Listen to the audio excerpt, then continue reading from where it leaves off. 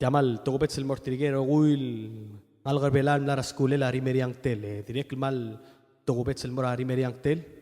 elingia agora wa ulsis aklamam rarole la litakliarang algar kim gegre baral me maklo mo itak lagal tablor itak gim silu bringi babol sabira rangal garbela al gukura malmol lol tirak lagay gidle ebolo umbarang rarubak eloy lil elal oito amlim roma makit algar eloy lil milil tolor ngal gir mardarir mardamrir ete adirek el mal mor gabiro kulang kra head start kamil staff ra PCAA hom mal musula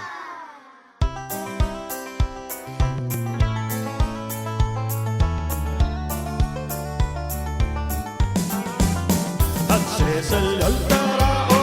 samarudoy sa bordara al mo makukray me abita para masweba garam lidyul ro kuilom tograyol tabem dimo a ibesa guray gelget malle la garra ama ba ba sweba garam lidyul melidyul mabo alga basangay algo gilbi se aram almangla iterong ela talas lo sigara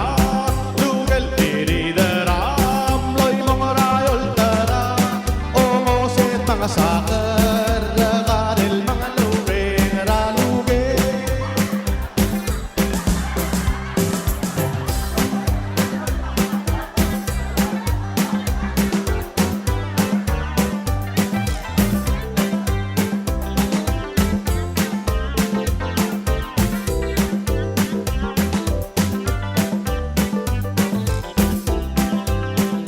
Abo alga basangay algo gilbi se aram almangla iterong ela talas lo sigara lugal tiridaram loy mangarayol tara ongo se mga saka ragaril mga lubeng ralugel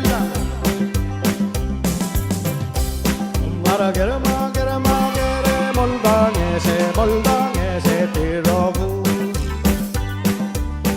Adim lararu bakal senggerengil mergi Mao molo matamaratal matamale moldange se tirogu Adim lararu bakal senggerengil mergi Naomo salora makla eme moldange se tirogu Adim lararu bakal senggerengil mergi